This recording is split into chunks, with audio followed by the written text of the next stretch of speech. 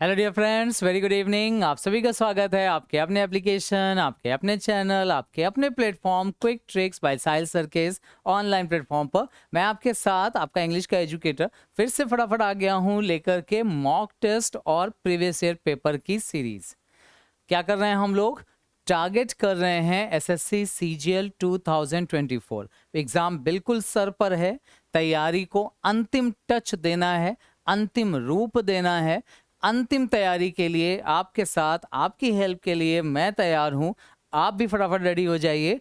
2 previous year paper और फिर एक मॉक टेस्ट, ऐसे हम लोग इस पैटर्न पे तैयारी कर रहे हैं। प्रीवियस ईयर पेपर में एग्जैक्टली वही लेवल मिलता है, मॉक टेस्ट में मैं लगभग वो लेवल क्रिएट करने की कोशिश करता हूँ, क्वेश्चंस अच्छे अच्छे कलेक्ट करके। तो पैटर्न कोई भी हो, इंपॉर्टेंट है प्रैक्टिस और रिवीजन, ये चीजें आपको करनी है, ठीक है ना। तो आई एम श्योर तैयारी आपकी अच्छी चल रही होगी। मॉक टेस्ट से कॉल लेकर के आ गया हूं, करते हैं पेपर की शुरुआत। लेकिन एक इंफॉर्मेशन आपको जरूर देना चाहूंगा, एसएससी के लिए अगर आप कोई भी एग्जाम एसएससी का देना चाह रहे हो और इंग्लिश आपको प्रॉब्लम करती है, चाहे वो बिल्कुल बेसिक ग्रामर हो, चाहे वोकेबलरी का पार्ट हो, कॉम्प्रहेंशन हो, अंडरस्टैंडिंग हो, या स्पोकन में भी अगर आपको इंग्लिश को लेकर के कंफ्यूजन से डाउट्स हैं, तो एक स्टॉप सोल्यूशन आपके लिए जो है वो है एसएससी का हमारा फाउंडेशन बैच। एक ऐसा बैच जो स्टूडेंट्स की इंग्लिश से रिलेटेड लगभग हर समस्या को खत्म कर देता है। आप पहले कभी इंग्लिश नहीं पढ़े हैं, आपको इंग्लिश पढ़ने में प्रॉब्लम आती है, समस्या है, शुरुआत कहाँ से करें समझ में नहीं आता, प्रैक्टिस कैसे करें ये नहीं समझ में आता, कैसे क्वेश्चंस मिलते हैं, आंसर्स कैसे करना है, अटेम्प्ट कैसे करें, स्ट्रेटजी क्या होनी चाहिए, इन सारी चीज़ों के ऊपर मैंने बात की है। इन टॉपिक्स के ऊपर भी बात हुई है इस फाउंडेशन बैच में। जस्ट 499 इतने अफोर्डेबल प्राइसेस में अवेलेबल है ये, और 1 ईयर की वैलिडिटी के साथ आता है। मतलब ऐसा भी कोई रिस्ट्रिक्शन नहीं है कि जल्दी से पढ़ाया और ख़त्म कर दिया। जितनी प्रैक्टिस आप करना चाहो बेहिसाब प्रैक्टिस करवाई गई है इसमें। अवेलेबल है आपके लिए प्ले स्टोर से क्विक ट्रिक्स बाय साहिल सर, ये हमारा एप्लीकेशन है, इसको डाउनलोड कर लीजिए। टेलीग्राम चैनल भी ज्वाइन कर लीजिए, ठीक है ना। क्विक ट्रिक्स बाय साहिल सर और टारगेट एसएससी सीएचएसएल और सीजीएल, ये हमारा टेलीग्राम चैनल भी अवेलेबल है, जिस पे आप हमसे जुड़ सकते हैं, लेटेस्ट इन्फॉर्मेशन अपडेट्स ले सकते हैं, ठीक है ना। बट अगर आपके टॉपिक्स तैयार हैं, केवल प्रैक्टिस आपको चाहिए, तो सीजीएल 2024 के लिए एक टारगेट बैच हमारा अवेलेबल है, जिसमें topic wise practice, expected mock test और क्विक रिवीजन ऑफ कॉन्सेप्ट्स, ये सब चीज़ें अवेलेबल हैं। प्राइस बहुत मिनिमम है, जस्ट 199 फॉर 6 मंथ्स। और अगर केवल इंग्लिश ही नहीं, आपको ओवरऑल बैच चाहिए टारगेट बैच, तो ये हमारे पास अवेलेबल है। मैथ्स, रीजनिंग, इंग्लिश, जीके, मतलब कहीं और भटकने की ज़रूरत नहीं है, कहीं और जाने की ज़रूरत नहीं है, कुछ भी डाउट मन में बचेगा नहीं एक बार अगर आप इस बैच को ज्वाइन कर लेते हो तो, ठीक है ना। तो ये आपके लिए छोटी सी एक इन्फॉर्मेशन, इसको ध्यान रखें, ये भी 6 मंथ्स के लिए है। ऑफर प्राइस इस पे भी अभी अवेलेबल है। आप प्लीज़ एक बार एप्लीकेशन पे जाके एक बार चेक कर लीजिए। गणेश चतुर्थी का अभी हमारी तरफ से आपके लिए स्पेशल ऑफर्स भी अवेलेबल हैं, ठीक है ना। तो इतना मिनिमम ऑलरेडी कर दिया गया है, उस पर भी ऑफर अवेलेबल है, मौका बिल्कुल नहीं गंवाइएगा। जाइए, अवेल कर लीजिए और जुड़ जाइए हमसे, ठीक है ना। चलिए वापस आ जाते हैं अपने टॉपिक पे। अब ये जो मॉक टेस्ट है ना, इसकी तैयारी हम लोग चाहेंगे बिल्कुल वैसे ही करें जैसे एग्जाम में पेपर को अटेम्प्ट करना है। तो अननेसेसरी चीज़ों पे भटकना नहीं है, समझना है, देखना है क्या चीज़ें पूछी गई, कैसे आंसर करना है। चलिए शुरू कर लेते हैं। हाँ, लाइक शेयर ज़रूर कर लीजिए, चैनल को सब्सक्राइब कर लीजिए, नोटिफिकेशन ऑन कर दीजिए, ताकि आपको हर इन्फॉर्मेशन टाइमली मिलती रहे, अपडेटेड रहो आप, ये भी बड़ा इंपॉर्टेंट है, ठीक है ना। और हाँ, मेहनत अगर हमारी आपको अच्छी लग रही है तो शेयर कर लीजिए, लाइक कर लीजिए, कमेंट में अपने आंसर जरूर मेंशन करिएगा। कोशिश करना कि मेरा आंसर आए उसके पहले आपका आंसर आ जाना चाहिए। क्या लिखा हुआ है? Question number 1, select the most appropriate option that can substitute the underline segment. अच्छा, अंडरलाइन पार्ट ये है, इसको सब्सटीट्यूट करना है इन चारों ऑप्शंस में से। एक ऑप्शन नो इम्प्रूवमेंट भी दिया है, मतलब अगर आपको लग रहा है कि ठीक है कोई गलती नहीं है तो ये ऑप्शन हो जाएगा। क्या बोल रहे हैं? Heartfelt prayers to God, भगवान से जो आप मन से दिल से जो प्रेयर करते हैं, will always have expected result, उनका हमेशा एक एक्सपेक्टेड रिजल्ट आता है। एक्सपेक्टेड का मतलब होता है जिसकी आप उम्मीद करते हो, ठीक है ना। अब क्या दिया है? हैव एक्सपेक्टेड, देखो हैव यहाँ है, हैव सभी में कॉमन है, ठीक है ना। और ये हैव वो वाला हैव नहीं जिसके बाद थर्ड फॉर्म आती है, ठीक है ना। हैव यहाँ पर उसके पास या होने के सेंस में आ रहा है ये, ठीक है ना। तो उसका कैसा रिजल्ट होता है, अब गुड रिजल्ट्स होता है, अमेजिंग रिजल्ट्स होता है, डिजायर्ड रिजल्ट्स होता है, या एक्सपेक्टेड रिजल्ट्स होता है। अब अगर आप देखो तो ऑप्शंस बहुत इंपॉर्टेंट दिए हुए हैं और बहुत कंफ्यूजन क्रिएट किया गया है, ठीक है ना। क्योंकि ऑब्वियसली जब आप भगवान से प्रे करते हो तो उसके रिजल्ट्स अमेजिंग भी हो सकते हैं, उसके रिजल्ट्स अच्छे भी हो सकते हैं, उसके रिजल्ट्स एक्सपेक्टेड भी हो सकते हैं और डिजायर्ड भी हो सकते हैं। दिए तो ऑप्शंस ऐसे हैं। अब अगर हम एलिमिनेट करें तो देखो, हम भगवान से प्रे जब करते हैं तो कुछ मांगते हैं, और मांगी हुई चीज जब मिल जाती है तो वो हमारी डिजायर्ड रिजल्ट होता है, ठीक है ना। डिजायर्ड कोई इंसिडेंट जिसकी आप उम्मीद करो बिना कुछ मांगे, मतलब आपको पता है कि ये होने वाला ही है, आप मांगोगे ही क्यों अगर एक्सपेक्टेड ही है तो एक्सपेक्टेड इसलिए एलिमिनेटेड है क्योंकि ये पहले से पता होता है, उम्मीद ही इसकी रहती है कि तो हो ही जाएगा, तो उसके लिए प्रे हम नहीं करते, ठीक है ना। तो ये वाला ऑप्शन एलिमिनेट कर दीजिए। गुड रिजल्ट्स, अमेजिंग रिजल्ट्स सही सभी हो सकते हैं, लेकिन प्रे के थ्रू जब हम मांगते हैं तो हमें हमारी मुंह मांगी मुराद जिसको बोलते हैं ना, उसके लिए आता है डिजायर्ड रिजल्ट, मतलब मांगी हुई जो विश होती है उसके लिए डिजायर्ड, ठीक है। तो D should be the correct answer for question number 1। Question number 2 में भी एप्रोप्रिएट ऑप्शन रखें, सब्स्टिट्यूट द अंडरलाइन सेगमेंट, फिर से अंडरलाइन सेगमेंट वाला पार्ट। और इंपॉर्टेंट ये है कि पूरा का पूरा सेंटेंस इन्होंने अंडरलाइन किया हुआ है।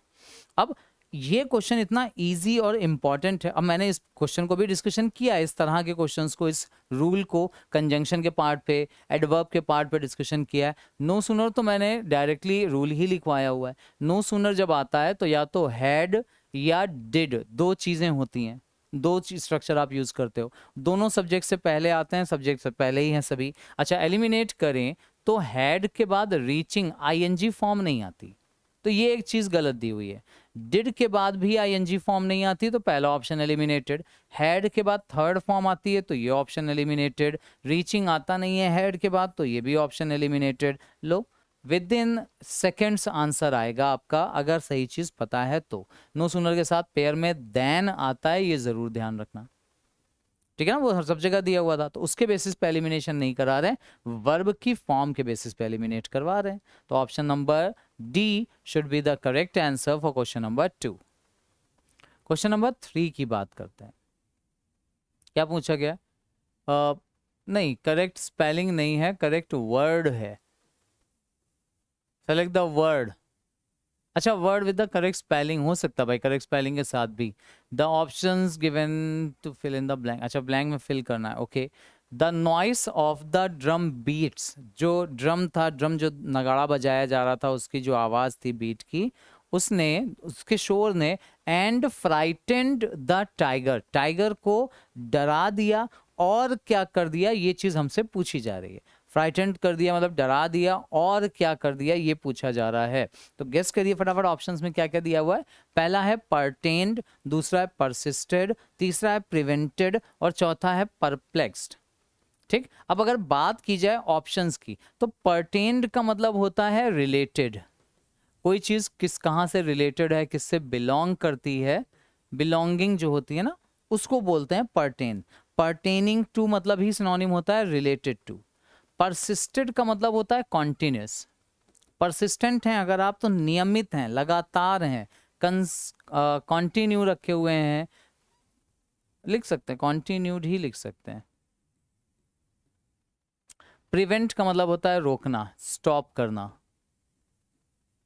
या रोकना, मना करना, तो रोकने वाला सेंस तो है नहीं। देखो, परप्लेक्स का मतलब होता है कंफ्यूज्ड कर देना, ठीक है ना, चकरा जाना, एकदम कुछ समझ में ना आए क्या हो गया। तो अब इन चारों ऑप्शंस को अगर आप देखो तो ड्रम बीट के जो शोर था उसने डराया और क्या रिलेट कर दिया, नहीं कंटिन्यू भी नहीं किया, स्टॉप भी, स्टॉप कर दिया हो सकता है, प्रिवेंटेड एंड फ्राइटेंड, लेकिन प्रिटेंड के साथ फिर क्या चीज करने से रोका वो आना चाहिए था, तो वो दिया नहीं, तो परप्लेक्स्ड होगा, मतलब उसको समझ में नहीं आया कि वो क्या करें और डरा दिया उसने टाइगर को, ठीक है ना। तो perplexed should be the correct answer, fourth one is the correct answer. Now question number 4, क्या बोल रहे हैं फोर्थ में? Select the option that can be used as a one word substitution. पूरा का पूरा सेंटेंस लिखा हुआ है और उसको पूछ रहे हैं वन वर्ड सब्सटीट्यूशन में, यानी एक वर्ड में क्या बोला जाएगा, ये आपसे पूछा जा रहा है। तो गेस करिए फटाफट क्या होना चाहिए सही आंसर। पहला ऑप्शन दिया, पहले सेंटेंस देख लेते हैं। अ स्टेटमेंट, कोई स्टेटमेंट इन विच यू से the same thing twice in different words, मतलब एक ही बात आप दो बार कहो अलग अलग शब्दों में, अलग अलग शब्दों में। अच्छा, टॉटोलॉजी है, रिपीटिशन है। देखो रिपीटिशन में सेम थिंग बोलते तो हैं लेकिन डिफरेंट वर्ड्स में नहीं, रिपीटिशन में सेम वर्ड्स यूज होते हैं, ठीक है ना, यहां तो सेम वर्ड्स आते हैं, तो ये ऑप्शन तो हमारा हट जाएगा यहां से। अब बाकी जो ऑप्शंस दिए हैं, हो सकता है ऐसे ऐसे ऑप्शंस दे दिए गए हो जो शायद आपने नहीं सुने हो, है ना। अच्छा, इनमें से वन बाय वन अगर नहीं भी सुने तो मैं बता देता हूँ वन बाय वन, उसकी टेंशन नहीं लेना। टॉटोलॉजी, इसको हम लोग रिडंडेंसी बोलते हैं। अब रिडंडेंसी क्या होता है? अननेसेसरी वर्ड्स को यूज कर लेना, अलग अलग वर्ड्स जिनका सेम मीनिंग निकल रहा हो। जैसे हम लोग अक्सर ये करते हैं ना, रिटर्न बैक, रिटर्न भी हो रहे हैं, बैक भी हो रहे हैं, डिफरेंट वर्ड्स हैं लेकिन सेम थिंग बोल रहे हैं उसमें, ठीक है ना। तो एक तो ये रिडंडेंसी हो गया और यही सही आंसर भी होगा। टोटोलॉजी ही बोला जाता है एक सेंटेंस जिसमें आप सेम थिंग दो बार बोलते हैं डिफरेंट वर्ड्स में, ठीक है ना, जो कि गलत होता है ग्रामर के हिसाब से। अच्छा, ये जो वर्ड लिखा हुआ है टेमेरिटी, इसका मतलब होता है ऐसी बहादुरी दिखाना जो बेवकूफी हो, मतलब बहादुर बनने के चक्कर में गलती कर दो आप। पुलिश जो होता है ना उसको बोलते हैं, मतलब पुलिश वाली जो बेवकूफी वाली जो ब्रेवरी होती है उसको, है ना। जिस जगह पे बहादुर बनना अक्लमंदी नहीं है वहां जबरदस्ती बहादुर बन रहे हो, ऐसे बहादुर बनो कि आपकी फालतू में जान चली जाए, उसको बोलते हैं टेमेरिटी। टेमेरिटी मतलब होता है फुलिश ब्रेवरी, इसको आप बोल सकते हैं, ठीक है ना। और ये जो टेरेगॉन होता है ये अ हर्ब, एक हर्ब होता है, हर्ब होता है, हर्ब लिख दिया मैंने। हर्ब का मतलब एक तरह का पेड़ होता है, एक औषधि समझ लो, जिसको ऑयल वगैरह में, विनेगर वगैरह में भिगो कर डुबो कर रखा जाता है साल भर के लिए। अच्छा, साल भर के लिए इसको पेरिनियल बोला जाता है। ये भी वर्ड ध्यान रखना भैया, बहुत अच्छा वर्ड आपके लिए लाया हूं, ठीक है ना। एनुअल तो पता ही है ना, डबल आर नहीं होता, इसको थोड़ा सा करेक्ट कर लो। हाँ, ऐसे लिखते हैं पेरेनियल, ठीक है ना। ये पेरेनियल मतलब होता है साल भर, तो साल भर के लिए स्टोर किया जा सके ऐसी हर्ब को टेरेगॉन बोलते हैं। और टेरेगॉन ऑब्वियसली हर्ब है, इसका स्टेटमेंट से लेना देना नहीं है, तो ये ऑप्शन गलत है। बहादुरी का लेना देना नहीं है, टोटोलॉजी होगा हमारा सही आंसर। क्वेश्चन नंबर 4 का करेक्ट आंसर। अब देखो, हो सकता है एक वर्ड्स ऐसे हैं जो शायद आपने पहले यूज नहीं किए हो, इसलिए और इम्पॉर्टेंट होता है प्रीवियस ईयर पेपर पे डिस्कशन करना या मॉक टेस्ट पे डिस्कशन करना। कुछ नई चीजें भी सीखने को मिलती हैं, और हो सकता है भाई, कौन जाने, हो सकता है यही वर्ड आपके एग्जाम में रखा हो, है ना। हमारा काम है तैयार रखना इन चीजों को। Now next question is of voice. Select the option जो स्टूडेंट्स को पैसिव वॉइस में, अच्छा पैसिव तो ऑलरेडी दिया हुआ है यार, एक्टिव में चेंज करना है इसको। हाँ बताइए। I shall be oblige to go. अच्छा, बहुत बेहतरीन ऑप्शंस दिए हुए हैं। सर्कमस्टेंसेस में oblige me to go, circumstances could oblige, would oblige, will oblige. बहुत बढ़िया, शानदार। सब में सर्कमस्टेंसेस कॉमन है, ओब्लाइज मी टू गो भी कॉमन है, केवल डिफरेंस आ रहा है मे, कुड, वुड, विल का, ठीक। अच्छा, अब सेंटेंस अगर आप देखो तो आपको समझ में आ जाएगा कि शैल का यूज मतलब बात फ्यूचर टेंस की हो रही है, मे, कुड, वुड का यूज नहीं करने की जरूरत है, विल और शैल से बनना चाहिए था ये सेंटेंस। अब ऑब्वियसली सर्कमस्टेंसेस के साथ विल आएगा, उसी में जब आई को पहले ले जाओगे तो शैल हो जाता है। तो अगर टेंसेस के बेसिस पे या सेम तरह के मॉडल्स के बेसिस पे डिफाइन किया जाए तो D should be the correct answer. Question number 5, D is the right answer. Question number 6 की बात करते हैं। The following sentence has been divided into parts, error का क्वेश्चन है, और अगर कोई गलती नहीं मिलती तो नो एरर भी आप आंसर कर सकते हैं। As per the invitation card, Rajesh marries with Myra on 13 December Monday. अब देखो क्वेश्चन में जो गलती है वो कहाँ पे पूछा गया, Rajesh marries with Myra, no error, on 13 December Monday as per the invitation card. Decide करिए what should be the correct answer. अब अगर आपने क्लास मेरी करी होगी प्रेपोजिशन वाली, तो मैंने ये रूल उसमें पढ़ाया है कि मैरी को जब सेंटेंस के एक्टिव वॉइस में यूज करते हैं तो मैरी के साथ कोई प्रेपोजिशन नहीं लगाते। राजेश मैरीज मायरा डायरेक्ट बोलेंगे, विद लगाने की कोई जरूरत यहाँ पर नहीं है। तो विद वाला पार्ट गड़बड़ है, यानी A should be the correct answer. यहाँ से विद को हटाना पड़ेगा, बाकी सब ऑब्वियसली गलत हैं। मतलब बाकी सारा पार्ट ठीक है तो ऑप्शन में गलत है, तो एरर ढूंढनी थी तो ए वाला पार्ट हो जाएगा सही answer. Now question number 7, again the sentence is in passive voice. आपकी पैसिव में चेंज करना है। और डिड दिया, देखो डिड देखते ही बड़ी खुशी होनी चाहिए, क्योंकि अब अगर आपको ट्रिक्स पता है, मैंने ट्रिक्स पढ़ाई हुई हैं, डिड अगर आया है तो पैसिव हर हाल में वॉज या वर से ही बनना है। और डिड का मतलब वॉज सिर्फ एक जगह है, तुरंत खत्म, मतलब 2 सेकंड भी नहीं लगने आंसर करने में। इतना सिंपल सा तरीका डिस्कशन किया हुआ है मैंने। डू डज का मतलब इज एम आर, डिड का मतलब वॉज वर, एक ही में वॉज दिया हुआ है, वही सही आंसर हो गया। मतलब चुटकियों में सॉल्व होने वाला क्वेश्चन। नाउ ये बड़ा अच्छा वर्ड है और पूछा गया है आपसे इसका एंटोनिम। बताइए भैया एंटोनिम क्या है। अब ये जो वर्ड दिया हुआ है minuscule, impressive, menial, minute, massive, options देख लो, बहुत बेहतरीन ऑप्शंस क्रिएट किए गए हैं। अब आपको डिसाइड करना है क्या होगा इनका सही आंसर। देखो कुछ वर्ड का मीनिंग आपको पता बिल्कुल होना चाहिए। जैसे आप माइन्यूस्क्यूल का मतलब आप ये समझ लो, इसको मिलता जुलता अगर आप रिलेट करो तो माइनस, मतलब कैलकुलेशन में जो माइनस हो जाए, और माइनस जब आप करते हो ना, कैलकुलेशन में माइनस करते हैं तो चीजें बढ़ती नहीं है, घटती हैं। तो माइन्यूस्क्यूल का मतलब होता है छोटा। ठीक। इम्प्रेसिव वर्ड इम्प्रेस करने से आया, इम्प्रेस करना मतलब किसी के ऊपर प्रभाव डालना, तो इम्प्रेसिव मतलब प्रभावशाली, जिसका कुछ इफेक्ट हो। मिनियल मतलब होता है तुच्छ, बहुत छोटे छोटे कामों के लिए आता है मिनियल। ध्यान से समझना, मिनियल वो काम होते हैं जो नौकर वगैरह करने के लिए रखे जाते हैं, जिनके लिए नौकर रखे जाते हैं छोटे मोटे काम करने के लिए। ठीक है ना, सफाई हो गया, धुलाई हो गया, इन सब कामों के लिए छोटे मोटे जो काम माने जाते हैं उनको बोला जाता है मिनियल, जिनको नॉर्मली बड़े लोग करना नहीं पसंद करते, मिनियल। माइन्यूट का मतलब भी होता है थोड़ा सा,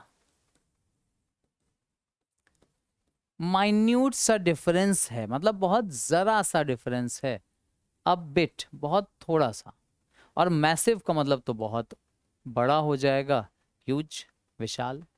अब आप खुद सोचो, माइन्यूस्क्यूल का मतलब हो गया छोटा, हमें चाहिए इसका एंटोनिम। बेटा ये ध्यान रखना, एंटोनिम चाहिए भैया। अगर ये चीजें नहीं ध्यान दी तो आता हुआ क्वेश्चन गलत करके चले आओगे। यहाँ देखा छोटा, यहाँ देखा तुच्छ, टिक कर दिया, खत्म हो गया, गया क्वेश्चन आपका, फालतू में बेकार कर दिया आपने। याद रखना एंटोनिम चाहिए, करेक्ट आंसर होगा मैसिव, बहुत बड़ा, विशाल, ह्यूज। ठीक है ना, छोटे का एंटोनिम ऑब्वियसली बड़ा होता है। नाउ क्वेश्चन नंबर 9 भी वोकैब का क्वेश्चन है और सिनोनिम इस बार पूछा गया है।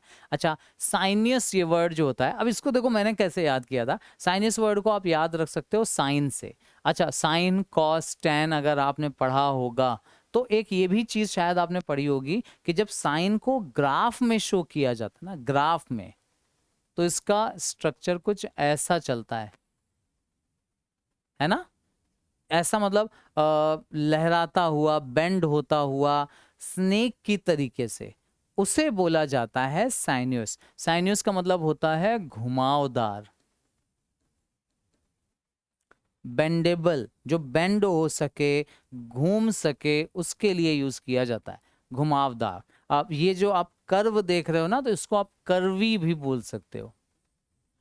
ठीक है। अच्छा, स्ट्रेट का मतलब तो हो गया सीधा, सीरीन का मतलब होता है शांत, जिसको आप CALM काम भी बोलते हो, पीसफुल बोलते हैं। ट्रांसपेरेंट होता है पारदर्शी, जिसके आर पार देखा जा सके। ये तीनों ही जो हैं इससे कुछ लेना देना नहीं है। तो अगर चौथा नहीं भी पता हो तो भी आप टिक कर सकते हो, सर्पेंटाइन होगा सही आंसर। सर्पेंटाइन मतलब होता है सर्प। सर्पेंटाइन ना सर्प से रिलेट कर लो, सर्प यानी सांप से, सांप की तरह या सांप से रिलेटेड, ठीक है ना। इस स्लोप को भी सर्पेंटाइन बोला जाता है। ये जो ऐसा कर्व है इसको भी सर्पेंटाइन कहते हैं। तो साइनस का एक सिनोनिम भी याद रखो, सर्पेंटाइन ही होता है, सर्पेंटाइन, ठीक है ना, घुमावदार लहराता हुआ, उसके लिए serpentine. So D should be the correct answer this time, synonym. ये सिनोनिम का क्वेश्चन। अच्छा, अगला क्वेश्चन क्या पूछ रहे हैं, फिर से नो एरर मतलब स्पॉटिंग एरर का question. The results of the survey were Fairlie disappointing. बहुत बेहतरीन क्वेश्चन है। अगेन मैं बोलता हूँ बच्चों से, बेटा ये छोटी छोटी चीजें, और ये पढ़ाया हुआ है एडवर्ब में, मैंने स्पेशली ये डिस्कशन किया हुआ है ये पार्ट। फेयरली ये जो वर्ड होता है ना, इसका मतलब एक तो समझो, फेयरली का मतलब होता है थोड़ा सा, ना ज्यादा ना कम, मतलब ठीक ठाक। अब मीनिंग क्या निकला, जो रिजल्ट था सर्वे का वो थोड़ा सा डिसअपॉइंटिंग था, बहुत ज्यादा तो नहीं, बहुत थोड़ा सा। यही जरूरी नहीं कि यही मीनिंग लो, हो सकता है ये वाला मीनिंग आप ले लो, जैसा भी सेंस के अकॉर्डिंग सही है। तो थोड़ा सा डिसअपॉइंटिंग था। बस इंपॉर्टेंट ये है कि फेयरली का ना एक सिनोनिम होता है, और वो होता है रादर। रादर का मतलब भी यही होता है, ठीक ठाक, थोड़ा सा। बस डिफरेंस ये है कि rather is used with negative qualities, negative qualities के साथ या नेगेटिव सेंस में आता है रादर। और फेयरली का इस्तेमाल होता है पॉजिटिव सेंस में, जबकि डिसअपॉइंटिंग है इसका मतलब नेगेटिव बात कर रहे हैं। तो यहाँ फेयरली नहीं होगा, यहाँ रादर होगा। तो फेयरली वाला ऑप्शन ये है, यानी A should be the correct answer. Fairly disappointing नहीं, रादर डिसअपॉइंटिंग। रादर नेगेटिव के साथ, फेयरली पॉजिटिव क्वालिटीज या पॉजिटिव सेंस में आता है, ठीक है ना। तो डिसअपॉइंटिंग नहीं होता, इनकरेजिंग होता तो फेयरली लगाते, ठीक है ना। रिजल्ट और डिसअपॉइंटिंग है, नेगेटिव बात कर रहे हैं, तो फेयरली की जगह रादर करना पड़ेगा, ये ध्यान रखना। Now question number 11, sentences of a paragraph are given below, ठीक है, which while the first and last sentence S1 S6 दिए हुए हैं, आपको PQRS हैं जो रीअरेंज करना है। चलो भाई देखते हैं क्या है रीअरेंजमेंट। ओके, फर्स्ट सेंटेंस जो दिया है, the pyramids are beautiful enormous structures. Enormous मतलब ह्यूज, बहुत विशाल। जो पिरामिड होते हैं वो सुंदर से बहुत बड़े से स्ट्रक्चर्स होते हैं। ममी, अब देखो ममी डायरेक्ट आ गया, पिरामिड की बात कर रहे थे, तो ये डायरेक्टली तो नहीं आ सकता। अच्छा, कोई ऑप्शन पी से शुरू भी नहीं है, देखो एक एस से शुरू है और बाकी क्यू से शुरू है ना। तो क्यू से शुरू तो कंफर्म हो रहा है हमें, या फिर एस से होगा। एस में क्या बोल रहे हैं, Feroz bodies were made into mummies when they died. अच्छा, फेरोज की बात वहां पे कर नहीं रहे, पहले पिरामिड की बात देखो हो रही है, और क्यू से शुरू हुआ है, तो they are the tomb of old kings of Egypt who were called the pharaohs. तो क्यू से शुरुआत तो ठीक है, ठीक है ना। अच्छा, अब फेरोज की बात की है तो फेरोज की बात यहां भी कर रहे हैं, Feroz body were made into mummies when they died, यानी एस हो सकता है। अच्छा, ममीज की बात की गई है, अब फिर ममी की बात, these mummies were placed inside the great pyramids, हो सकता है। अच्छा, फिर आ mummy is a dead body, नहीं नहीं, पहले ममी को डिफाइन करेंगे, है ना। क्यू एस ये हो सकता है, Q P, Q P they are tomb of called the pharaohs. अब ममी इज नहीं, क्यू के बाद पी तो नहीं आएगा, एस से शुरू ही नहीं होगा, ये भी हटा दो। तो बच्चे दो ऑप्शन, या तो क्यू एस पी आर होगा या आर पी होगा। अच्छा, लास्ट से देखते हैं, near them were placed gold silvers, उनके पास रखा जाता था। क्या रखा जाता था, यहां देखो प्लेस्ड आया है। These mummies were placed inside the great pyramids near them, तो आर होगा लास्ट वाला, यानी पी लास्ट नहीं होगा, तो ये एलिमिनेट कर देंगे, सही आंसर आ जाएगा ए वाला। QSPR should be the correct sequence. पहला वाला ऑप्शन होगा सही आंसर। 12 नेक्स्ट क्वेश्चन की बात कर रहे हैं। क्या दिया हुआ है? Select the most appropriate meaning of the underline idiom. एक ईडियम और फ्रेज का क्वेश्चन है ये गिवन सेंटेंस में से। अच्छा, Sunil's dog in a manger attitude. Dog in a manger एक फ्रेज होता है जिसका मतलब होता है, जैसे अब देखो डॉग क्या होता है, मैंजर जानते हैं? मैंजर एक्चुअली वो डॉग जिसमें खाना वगैरह खाता ना, उस जगह के लिए उस चीज को बोला जाता है मैंजर। तो डॉग के साथ एक समस्या होती है, डॉग जिस चीज में खाना खाता है उसका जो बोल वगैरह होता है वो किसी को छूने नहीं देता, ठीक है ना? तो वही डॉग इन अ मैंजर वाला मतलब सेंस है। डॉग की जो झोपड़ी बनाई जाती है, हट, उसको उसके लिए भी ये जान लो कि डॉग उस हट में ना किसी और को बैठने नहीं देता अपने, ठीक है ना? ये ध्यान रखना। तो इसका जो एटीट्यूड होता है डॉग इन अ मैंजर, वो सेंस वही निकलता है।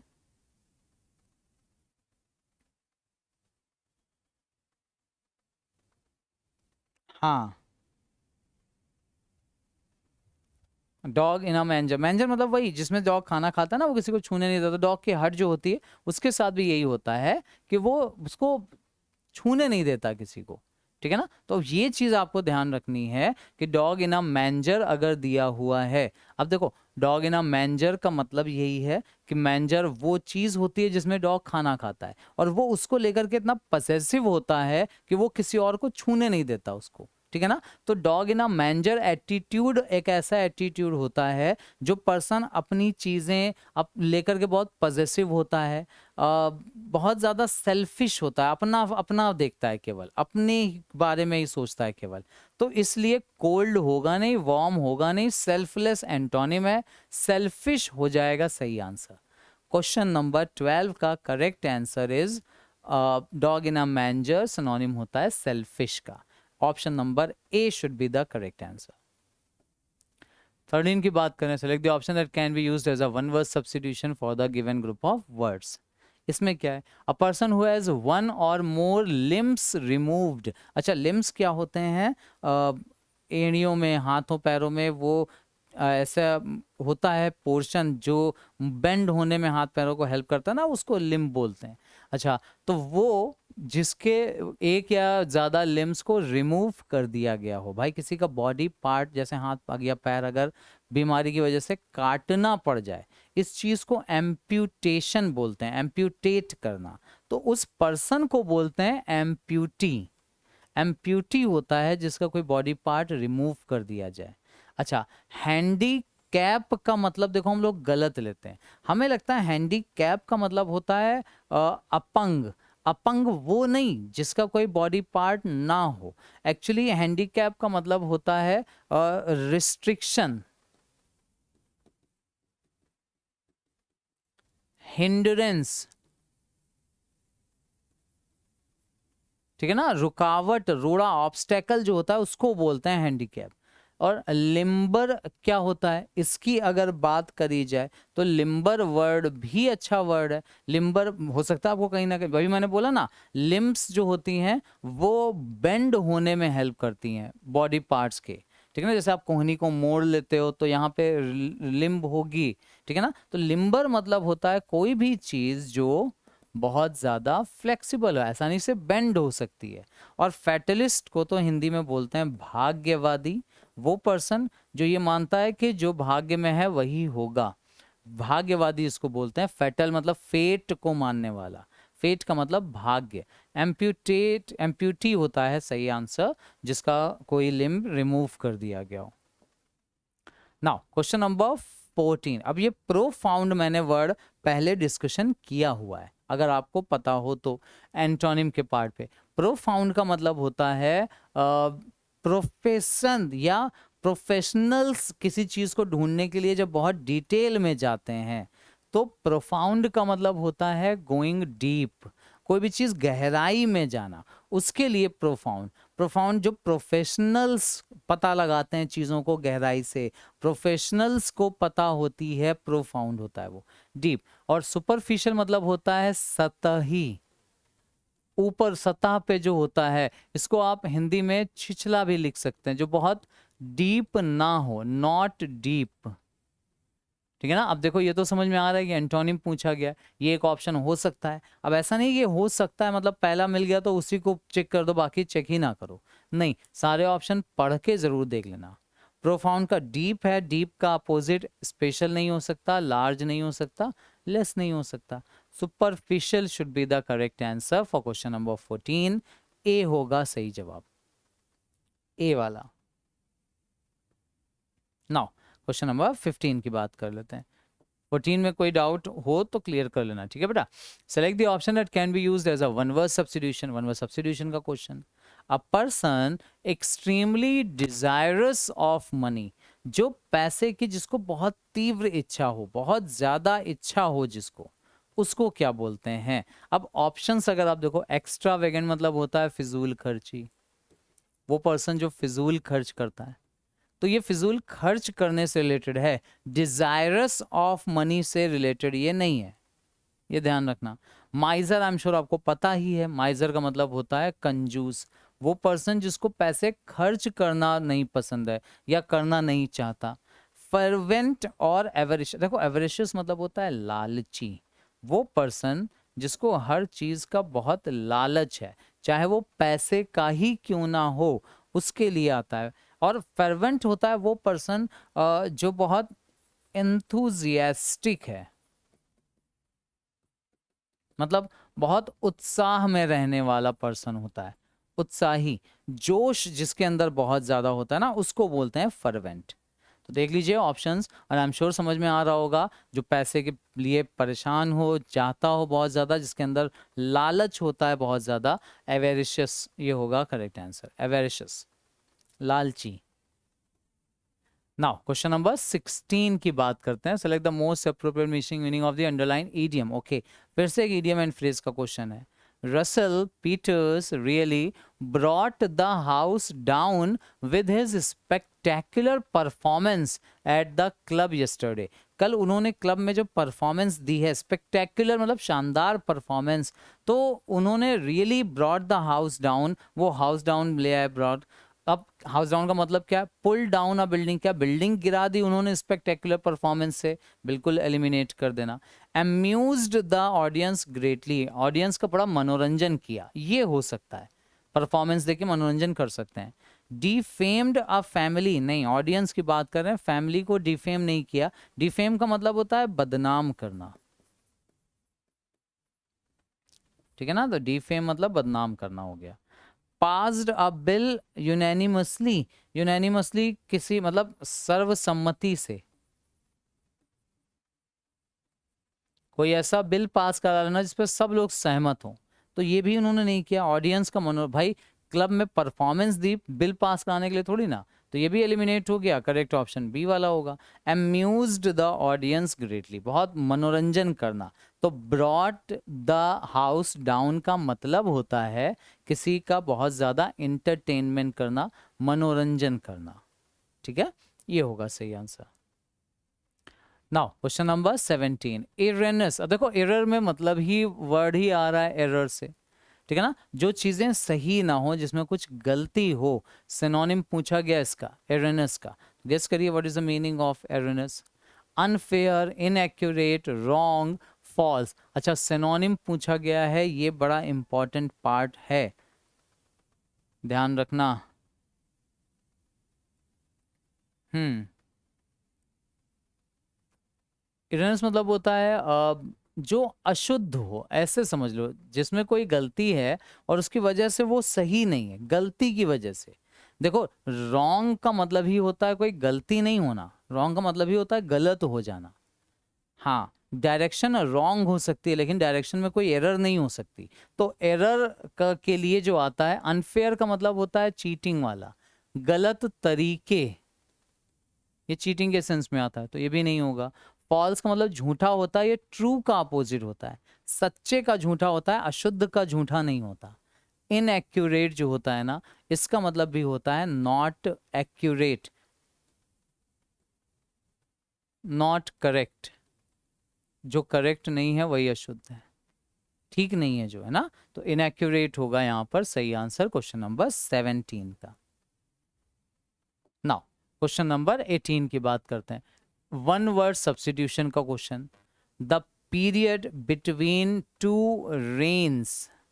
अब रेन का वैसे मतलब लगाम होता है, रेन का मतलब डिफरेंस टाइम में जो पूछा जा रहा है, पीरियड बिटवीन टू रेन्स। क्या लिखा है, पहला देखो लिखा है इंटरेंजनम, दूसरा इंटरमिशन। इंटरमिशन तो ब्रेक होता है, जैसे आप मूवीज में इंटरवल देखते हो ना, तो वो ब्रेक के लिए आता है, उसके लिए। हाँ, एनेक्रोनिज्म, अच्छा एनेक्रोनिज्म दिया हुआ है, ओके। गेस करिए what is the meaning of anachronism. Guess कर पा रहे हो तो गेस करिए।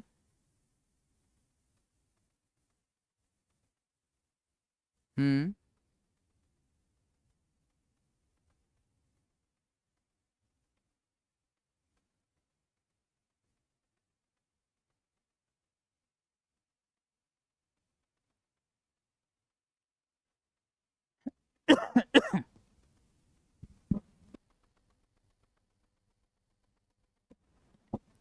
अब देखो ये टर्म यहाँ पे देने का मतलब समझते हैं, एरा का मतलब तो टाइम ही हो गया, युग होता है, लॉन्ग टाइम को बोलते हैं एरा।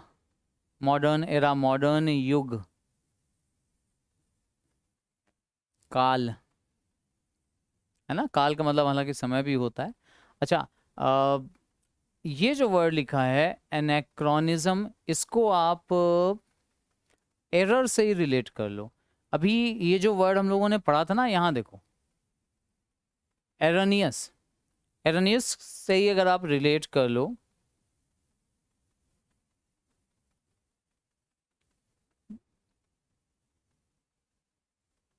एरोनियस सीक्वेंस, इन सीक्वेंस, मतलब किसी भी घटना का जो सीक्वेंस है, क्रम है, पहले क्या घटना हुई फिर क्या घटना हुई, उसमें अगर कोई एरर है उसे बोला जाता है एनेक्रोनिज्म। एनेक्रोनिज्म मतलब होता है एरर इन क्रोनोलॉजी, क्रोनोलॉजी में जो गड़बड़ होती है उसको बोला जाता है।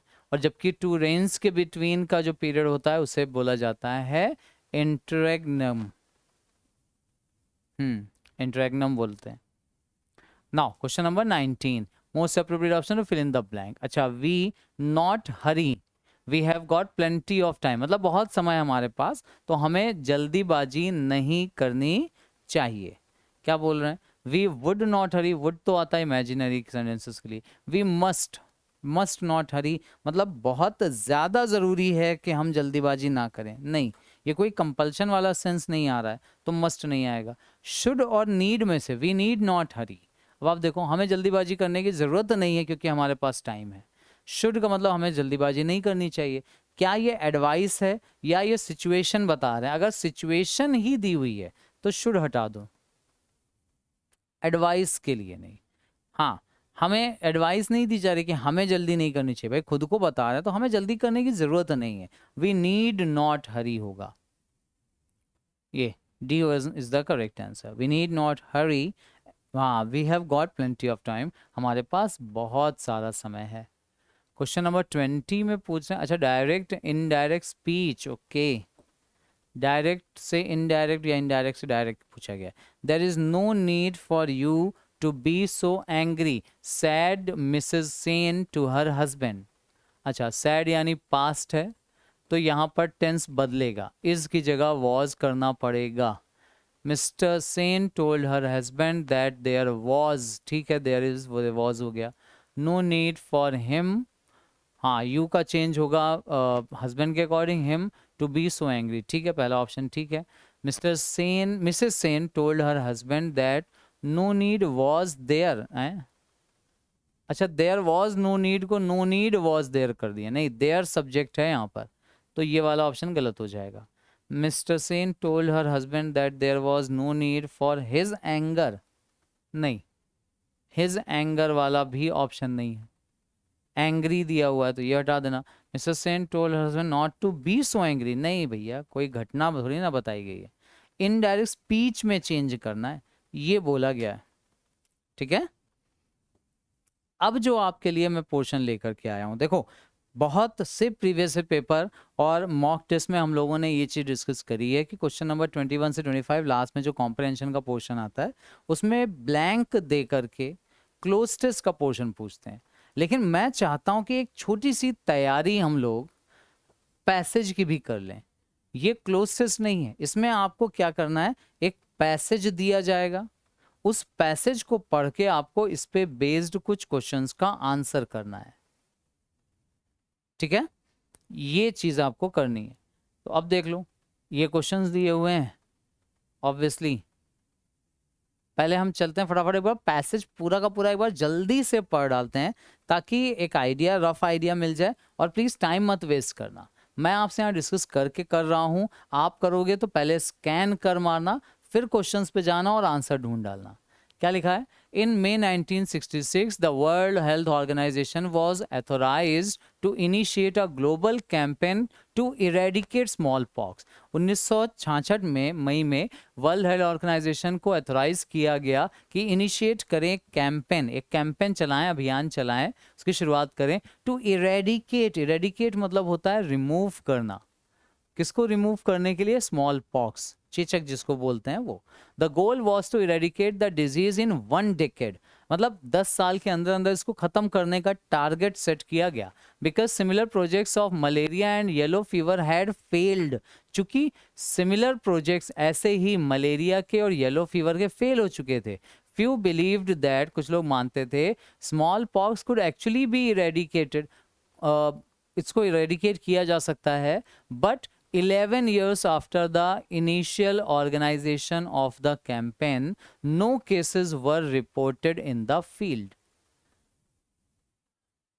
Few believe that smallpox could actually, अच्छा हाँ, 11 साल के बाद कोई भी केस उसका रिपीट नहीं हुआ, मतलब रिपोर्ट नहीं हुआ। The strategy was not only to provide mass vaccination, ना केवल एक उनको बहुत सारे, मास का मतलब भीड़ को, एक साथ बहुत सारे लोगों को वैक्सीनेशन देना था, but also to isolate patients को आइसोलेशन में, अभी कोरोना की वजह से सब टर्म्स अब हम लोग पहचान गए हैं। आइसोलेट मतलब होता है अलग करना, with active small pox in order to contain the spread of the disease and to break the chain of human transmission. एक से दूसरे में पहुंचे नहीं, इस चेन को ब्रेक करने के लिए उनको अलग करना था। ठीक है ना। Rewards for reporting small pox assisted in motivating the public to aid health workers. Rewards for reporting small pox मतलब कहीं पे अगर रिपोर्ट पता चलता है कि स्मॉल पॉक्स वहाँ पर है, उसके लिए इनाम दिया जाने लगा। Assisted in motivating the public को इनाम मिलने लगा, तो पब्लिक असिस्टेड हो गई, मतलब हेल्प करने लगी, मोटिवेट हो गई हेल्प करने के लिए।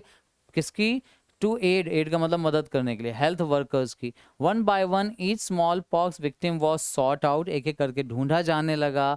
Remove from contact with others and treated, उनको अलग किया गया, उनका ट्रीटमेंट किया गया। Eight the same time the entire village were the victim, कभी कभी क्या होता था, पूरा का पूरा विलेज विक्टिम होता था।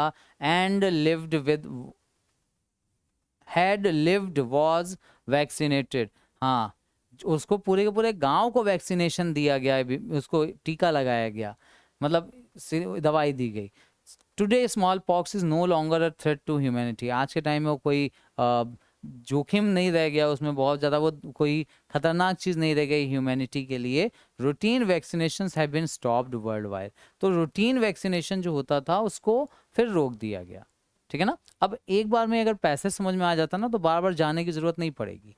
नाउ क्वेश्चन नंबर 21 पूछा गया है, टाइटल क्या है। टाइटल का क्वेश्चन आप फिलहाल के लिए अभी छोड़ सकते हो, एक बार बाकी क्वेश्चंस का आंसर कर दोगे ना, उनसे ही आपको समझ में आ जाएगा टाइटल है क्या। Question number 22, what was the goal of campaign against the smallpox. Goal क्या था जो कैंपेन चलाया गया था स्मॉल पॉक्स का, क्या था, to decrease the spread of small pox world wide, decrease करना, फैलाव को कम करना। टू एलिमिनेट स्मॉल पॉक्स, 10 साल में कम करना, खत्म कर देना, eliminate. To provide mass vaccination, लोगों को वैक्सीन देना स्मॉल पॉक्स का, ये इसका पर्पस था। To initiate world wide project malaria, अच्छा एट द सेम टाइम नहीं, मलेरिया और येलो के फेल हो गए थे, येलो फीवर के, तो ये वाला तो ऑप्शन होगा नहीं। मास वैक्सीनेशन इसका मकसद था नहीं, इसमें किया गया मास वैक्सीनेशन, लेकिन इसका मेन गोल नहीं था। व्हाट वाज द गोल? तो गोल क्या था? फैलाव को कम करना नहीं, एलिमिनेट कर देना स्मॉल पॉक्स को 10 साल के अंदर। B should be the correct answer for question number 22। 23 का देखो, according to the passage what was the strategy used to eliminate the, क्या स्ट्रेटजी लगाई गई? Elimination of the entire village, पूरे गांव का वैक्सीनेशन कर दो। Treatment of individual victims, treatment अलग अलग करके करो सबका। Isolation of victims and mass vaccination, ये भी हो सकता है। Intensive reporting of outbreaks, reporting होनी चाहिए थी। इंटेंसिव एक्सटेंसिव रिपोर्टिंग मतलब अब पता लगाना कि कहाँ कहाँ पे इसको फैल रहा है, ये उसका पता लगाना। क्या लग रहा है सही आंसर? बताइए सही आंसर। आई थिंक विक्टिम्स को आइसोलेट करना और मास वैक्सीनेशन करना, बाद में इस वैक्सीनेशन को बंद किया गया था ना। Third should be the correct answer. हाँ, आइसोलेशन ऑफ विक्टिम्स को आइसोलेट करना और मास वैक्सीनेशन करना मतलब बहुत बड़ी संख्या में लोगों को टीका लगाना। ये नाउ 24 में which statement does not refer to small pox, small pox से कौन सी स्टेटमेंट रिलेटेड नहीं है? प्रीवियस प्रोजेक्ट्स हैड फेल्ड, अच्छा people are no longer vaccinated for, हाँ अब लोगों को वैक्सीनेशन नहीं लगाया जा रहा है, ये ठीक है। The world wide health organization mounted a world wide campaign to eradicate the disease, ये भी ठीक है।